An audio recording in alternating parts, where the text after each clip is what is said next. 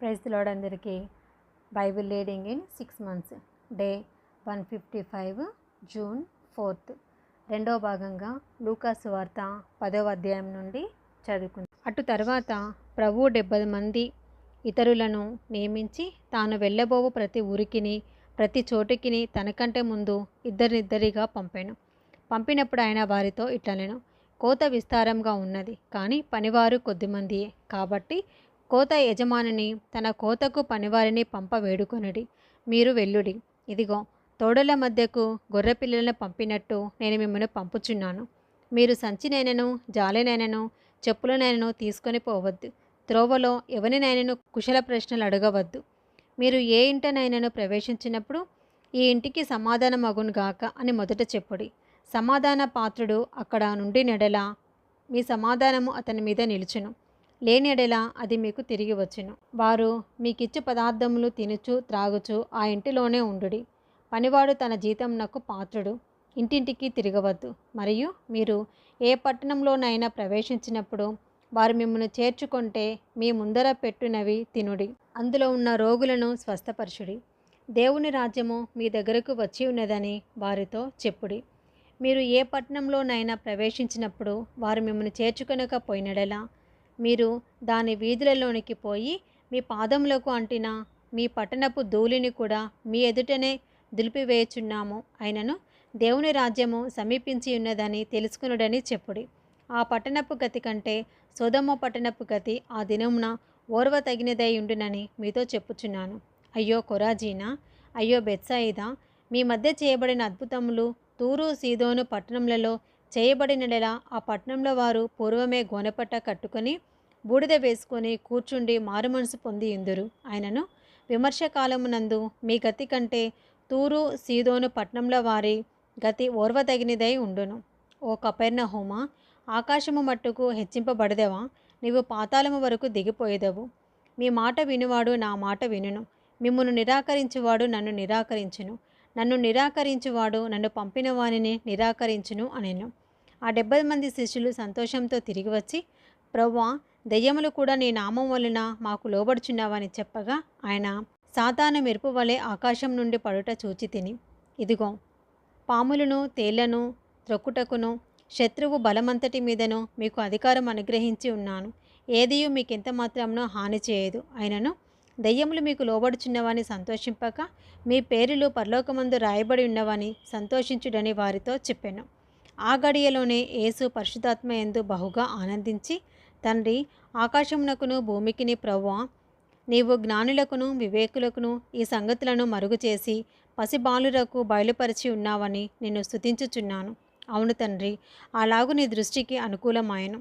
సమస్తమును నా తండ్రి చేత నాకు అప్పగింపబడి ఉన్నది. కుమారుడెవడో తండ్రి తప్ప మరెవడనూ ఎరుగడు. తండ్రి ఎవడో కుమారుడును, కుమారుడెవనికిని ఆయన బయలుపరచనుద్దేశించునో వాడును తప్ప మరెవడనూ ఎరుగడని చెప్పెను. అప్పుడు ఆయన తన శిష్యుల వైపు తిరిగి, మీరు చూచుచున్న వాటిని చూచు కన్నులు ధన్యములైనవి. అనేక మంది ప్రవక్తలను రాజులను మీరు చూచుచున్నవి చూడగోరి చూడకయు, వినగోరి వినకయు ఉండిరని మీతో చెప్పుచున్నాను అనెను. ఏకాంతమందు వారితో అనెను, ఇదిగో, ఒకప్పుడు ధర్మశాస్త్రోపదేశకుడు లేచి, బోధకుడా, నిత్యజీవమునకు వారసుడగుటకు నేనేమి చేయవలెనని ఆయనను శోధించుచు అడిగాను. అందుకైన, ధర్మశాస్త్రమందేమి వ్రాయబడి ఉన్నది, నీవేమి చదువుచున్నావని అతన్ని అడగగా అతడు, నీ దేవుడైన ప్రభువును నీ పూర్ణ హృదయముతోనూ నీ పూర్ణ మనసుతోనూ నీ పూర్ణ శక్తితోనూ నీ పూర్ణ వివేకంతోనూ ప్రేమింపవలెననియు నిన్ను వలె నీ పొరుగువాని ప్రేమింపవలెననియు వ్రాయబడి ఉన్నదని చెప్పాను. అందుకైనా నీవు సరిగా ఉత్తరం ఇచ్చితివి, అలాగు చేయము, అప్పుడు జీవించదవని అతనితో చెప్పాను.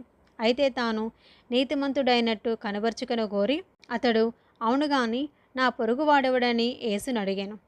అందుకు యేసు ఇట్లనెను, ఒక మనుషుడు యెరూషలేము నుండి యెరికో పట్టణమునకు దిగి వెళ్ళుచు దొంగల చేతిలో చిక్కెను. వారు అతని బట్టలు దోచుకొని అతని కొట్టి కొరప్రాణంతో విడిచిపోయాను. అప్పుడు ఒక యాజకుడు ఆ త్రోవను వెళ్ళుట తటస్థించాను. అతడు అతనిని చూచి పక్కగా పోయాను. అలాగునని లేవీడొకడు ఆ చోటికి వచ్చి చూచి ప్రక్కగా పోయాను. అయితే ఒక సమరయుడు ప్రయాణమైపోవచ్చు అతడు పడియున్న చోటికి వచ్చి అతనిని చూచి అతని మీద జాలిపడి దగ్గరకు పోయి నూనెయు ద్రాక్షరసమును పోసి అతని గాయములను కట్టి తన వాహనం మీద ఎక్కించి ఒక పూటకుల వాని ఇంటికి తీసుకొని పోయి అతన్ని పరామర్శించెను. మరుడానతడు 2 దేనారములు ఇచ్చి ఆ పూటకుల వానికిచ్చి, ఇతన్ని పరామర్శించుము, నీవింకేమైనాను ఖర్చు చేసినడలా నేను మరలా వచ్చినప్పుడు అది నీకు తీర్చెదనని అతనితో చెప్పి పోయెను. కాగా దొంగల చేతిలో చిక్కిన వానికి ఈ ముగ్గురిలో ఎవడు పొరుగువాడాయనని నీకు తోచుచున్నదని యేసు అడగగా అతడు అతని మీద జాలిపడిన వాడే అనెను. అందుకు యేసు, నీవును వెళ్ళి అలాగు చేయమని అతనితో చెప్పెను. అంతటా వారు ప్రయాణమే పోచుండగా ఆయన ఒక గ్రామంలో ప్రవేశించెను. మార్తా అను ఒక స్త్రీ ఆయనను తన ఇంట చేర్చుకొనెను. ఆమెకు మరియా అను సహోదరియు ఉండెను. ఈమె యేసు పాదముల యొద్ద కూర్చుండి ఆయన బోధ వినుచుండెను. మార్తా విస్తారమైన పని పెట్టుకొనుట చేత తొందరపడి ఆయన వద్దకు వచ్చి, ప్రభువా, నేను ఒంటరిగా పని చేయుటకు నా సహోదరి నన్ను విడిచిపెట్టినందున నీకు చింత లేదా? నాకు సహాయం చేయమని ఆమెతో చెప్పుమనెను. అందుకు ప్రభువు, మార్తా మార్తా, నీవు అనేకమైన పనులను గూర్చి విచారం కలిగి తొందరపడుచున్నావు, కానీ అవసరమైనది ఒక్కటే. మరియా ఉత్తమమైన దానిని ఏర్పరచుకొనెను, అది ఆమె యొద్ద నుండి తీసివేయబడదని ఆమెతో చెప్పెను. లూకాసు వార్త 11వ అధ్యాయము. ఆయన మరి ఒక చోట ప్రార్థన చేయుచుండెను. ప్రార్థన చాలించిన తర్వాత ఆయన శిష్యులలో ఒకడు, ప్రభువా, యోహాను తన శిష్యులకు నేర్పినట్టుగా మాకును ప్రార్థన చేయ నేర్పమని ఆయనను అడిగాను. అందుకైన, మీరు ప్రార్థన చేయునప్పుడు, తండ్రి, నీ నామము పరిశుద్ధపరచబడునుగాక, నీ రాజ్యము వచ్చునుగాక, మాకు కావలసిన అనుదిన ఆహారము దినదినము మాకు దయచేయము, మేము మాకు వచ్చి ఉన్న ప్రతి వానిని క్షమించుచున్నాము కనుక మా పాపములను క్షమించుము, మమ్మను శోధనలోకి తేకుము అని పలుకుడని వారితో చెప్పాను. మరియు ఆయన వారితో ఇట్లా నేను, మీలో ఎవనికైనా ఒక స్నేహితుడుండగా అతడు అర్ధరాత్రి వేళ ఆ స్నేహితుని యొద్దకు వెళ్ళి, స్నేహితుడా, నాకు 3 రొట్టెలు బదులిమ్ము, నా స్నేహితుడు ప్రయాణం చేయుచు మార్గంలో నా యొద్దకు వచ్చి ఉన్నాడు, అతనికి పెట్టుటకు నా యొద్ద ఏమీ లేదని అతనితో చెప్పినడలా అతడు లోపలనే ఉండి, నన్ను తొందర పెట్టవద్దు, తలుపు వేసి ఉన్నది, నా చిన్నపిల్లలు నాతో కూడా పండుకొని ఉన్నారు, నేను లేచి ఇయ్యలేనని చెప్పున అతడు తన స్నేహితుడైనందున లేచి ఇయ్యకపోయినను అతడు సిగ్గుమాలి మాటిమాటికి అడుగుట వలనైనను లేచి అతనికి కావలసినవన్నీ ఇచ్చును అని మీతో చెప్పుచున్నాను. అటువలే మీరును అడుగుడి, మీకు ఇయ్యబడును, వెదకుడి, మీకు దొరుకును, తట్టుడి, మీకు తీయబడును. అడుగు ప్రతివానికి ఇయ్యబడును, వెదకువానికి దొరుకును, తట్టువానికి తీయబడును. మీతో చెప్పుచున్నాను, మీలో తండ్రి అయిన వాడు తన కుమారుడు చేపనడిగితే చేపకు ప్రతిగా పామునిచ్చిన, గుడ్డునడిగితే తేలునిచ్చున. కాబట్టి మీరు చెడ్డవారయుండియు మీ పిల్లలకు మంచి ఈవులనియ్య నెరిగి ఉండగా, పరలోకమందున మీ తండ్రి తన అడుగువారికి పరిశుద్ధాత్మను ఎంతో నిశ్చయముగా అనుగ్రహించుననెను. ఒకప్పుడైనా మూగదెయ్యమును వెళ్ళగొట్టుచుండెను. ఆ దెయ్యము వదిలిపోయిన తర్వాత మూగవాడు మాటలాడాను కనుక జనసమూహములు ఆశ్చర్యపడాను. అయితే వారిలో కొందరు, వీడు దెయ్యములకు అధిపతి అయిన బయల్జేబు వలన దెయ్యములను వెళ్ళగొట్టుచున్నాడని చెప్పుకొనిరి. మరికొందరు ఆయనను శోధించుచు పరలోకము నుండి ఒక సూచక్రియను చూపమని ఆయనను అడిగిరి. ఆయన వారి ఆలోచనలు నెరిగి వారితో ఇట్లనెను, తనకు తానే వ్యతిరేకముగా వేరుపడిన ప్రతి రాజ్యమును పాడైపోవును, తనకు తానే విరోధమైన ఇల్లు కూలిపోవును. సాతానును తనకు వ్యతిరేకముగా తానే వేరుపడినడలా వాని రాజ్యం ఎలాగు నిల్చును? నేను బయల్జేబుల వలన దయ్యములను వెళ్ళగొట్టుచున్నానని మీరు చెప్పుచున్నారే, నేను బయల్జేబుల వలన దయ్యములను వెళ్ళగొట్టుచున్నాడలా మీ కుమారులు ఎవని వలన వెళ్ళగొట్టుచున్నారు? అందుచేత వారే మీకు తీర్పరులై ఉందురు. అయితే నేను దేవుని వేలితో దెయ్యములను వెళ్ళగొట్టుచున్నాడలా నిశ్చయముగా దేవుని రాజ్యము మీ యొద్దకు వచ్చి ఉన్నది.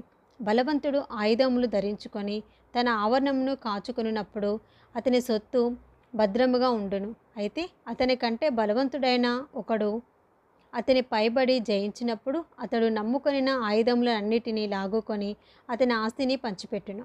నా పక్షమున ఉండనివాడు నాకు విరోధి, నాతో సమకూర్చినవాడు చెదరగొట్టువాడు. అపవిత్రాత్మ ఒక మనిషిని వదిలిపోయిన తర్వాత అది విశ్రాంతి వెతుకుచు నీరు లేని చోట్ల తిరుగుచుండును. విశ్రాంతి దొరకనందున నేను విడిచి వచ్చిన నా ఇంటికి తిరిగి వెళ్ళుదుననుకొని వచ్చి ఆ ఇల్లు ఊడ్చి అమర్చియునుట చూచి వెళ్ళి తనకంటే చెడ్డవైన మరి 7 అపవిత్ర ఆత్మలను వెంటబెట్టుకొని వచ్చును. అవి అందులో ప్రవేశించి అక్కడనే కాపురముండును. అందుచేత ఆ మనిషిని కడపటి స్థితి మొదటి దానికంటే చెడ్డదగునని చెప్పాను.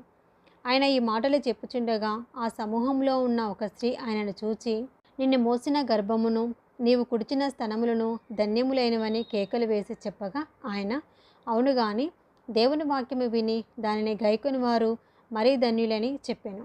మరియు జనులు గుంపులుగా కూడినప్పుడు ఆయన ఇలాగూ చెప్పసాగాను, ఈ తరము వారు దుష్టతరము వారై ఉండి సూచక్రియను అడుగుచున్నారు. అయితే యోనాను గూర్చిన సూచక్రియే గాని మరి ఏ సూచక్రియయు వీరికి అనుగ్రహింపబడదు. యోనా నినేవే పట్టణస్థులకు ఎలాగూ సూచనగా ఉండెనో అలాగే మనుష్య కుమారుడు ఈ తరము వారికి సూచనగా ఉండును. దక్షిణ దేశపు రాణి విమర్శకాలమున ఈ తరము వారితో కూడా లేచి వారి మీద నేరస్థాపన చేయును.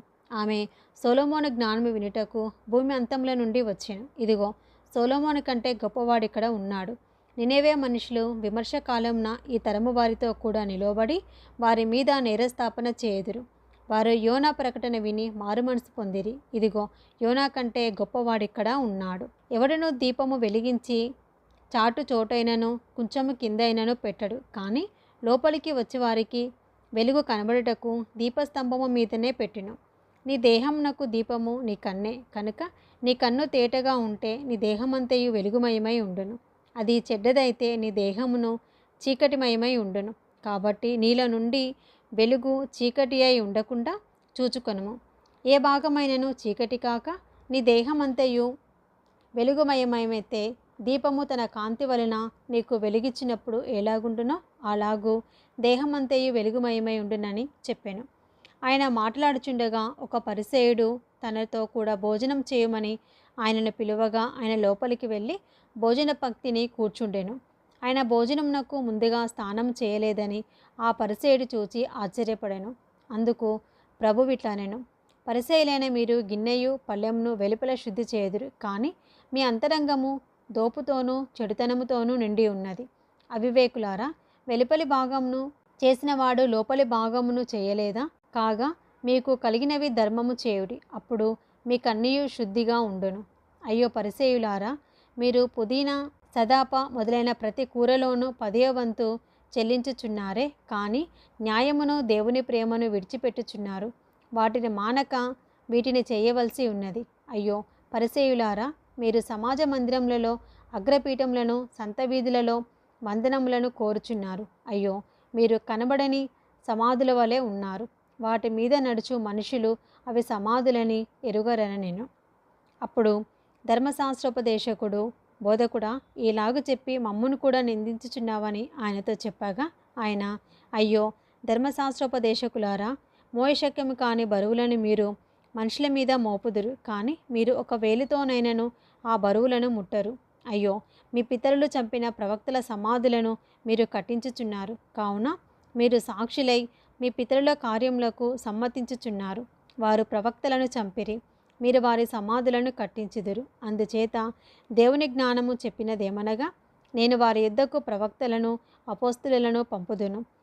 వారు కొందరిని చంపుదురు, కొందరిని హింసింతురు. కాబట్టి లోకము పుట్టినది మొదలుకొని అనగా హేబెలు రక్తము మొదలుకొని బలిపీఠమునకును మందిరమునకును మధ్యను నశించిన జకర్యా రక్తము వరకు చిందింపబడిన ప్రవక్తలందరి రక్తము నిమిత్తము ఈ తరము వారు విచారింపబడుదురు. నిశ్చయముగా ఈ తరము వారు ఆ రక్తము నిమిత్తము విచారింపబడుదురని మీతో చెప్పుచున్నాను. అయ్యో ధర్మశాస్త్రోపదేశకులారా, మీరు జ్ఞానమను తాళపు చెవిని ఎత్తుకొని పోతిరి, మీరును లోపల ప్రవేశింపరు, ప్రవేశించే వారిని అడ్డగింతురని చెప్పాను. ఆయన అక్కడ నుండి వెళ్ళినప్పుడు శాస్త్రులను పరిసయ్యులను ఆయన మీద నిండా పగబట్టి ఆయన మీద నేరము మోపవలెనని ఉండి, ఆయన నోట నుండి వచ్చు ఏ మాట ఆయనను పట్టుకున్నటకు పొంచి వెతుకుచు చాలా సంగతులను గూర్చి ఆయనను మాట్లాడింపసాగిరి. ఇది 2వ భాగం అండి. Praise the lord.